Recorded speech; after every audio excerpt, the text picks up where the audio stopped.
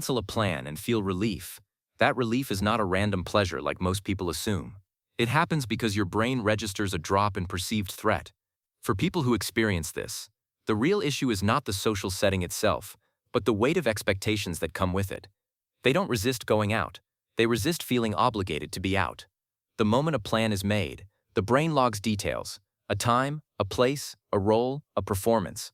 What will you wear? How will you act? How much should you talk? When are you expected to smile? For some people, these calculations are not automatic. They require conscious processing, and at that point, even before anything has gone wrong, the brain already knows it will need to spend energy. As the event gets closer, the cognitive load increases. When the plan is canceled, the brain detects that a threat has been removed.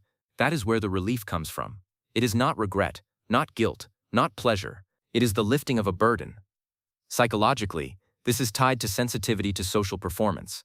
These individuals tend to pay close attention to other people's expectations. The question, "How do I look?" often overrides "How do I feel?" As a result, going out stops being a spontaneous experience and becomes a mental task.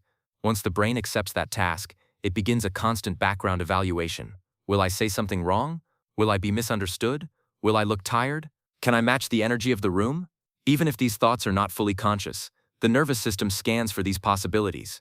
That scanning alone creates fatigue before anything has even happened. When the plan is canceled, the brain receives a clear signal: evaluation stopped, performance not required, preparation aborted. That is why the relief feels immediate and intense, and often that relief gets mixed with guilt, because society mislabels this reaction. But this is not a character flaw. It is often a sign of high internal regulation. These individuals typically value control, but they do not enjoy being under someone else's control. In external environments where control is distributed, their internal monitoring increases. At home, monitoring decreases because expectations disappear. The critical difference is this: they are not avoiding people. They are avoiding expectation. They are not exhausted by crowds. They are exhausted by being evaluated. Social environments are not dangerous to them. They are costly. Every interaction requires energy. The moment that cost no longer feels worth paying, cancellation follows, and the relief that comes with it is the brain's biological confirmation that pressure has been removed. Over time, this pattern can move in two directions. If a person understands their limits, the mechanism is healthy. It protects energy and supports self-regulation. But if someone judges themselves after every cancellation, it can weaken their decision-making confidence. The brain starts learning a shortcut: social contact equals burden. Burden equals avoidance. At that point, the issue is no longer choosing to stay home. It becomes avoiding movement altogether. Psychology makes a clear distinction here. One is a conscious boundary.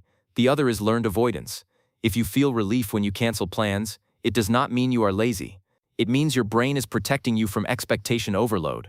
The real question is this: does that relief restore you, or does it slowly shrink your world? The same behavior can be strength in the right place and a chain in the wrong one.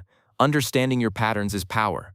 If this kind of psychological insight speaks to you, subscribe and keep strengthening your mind, because awareness is the first step toward freedom.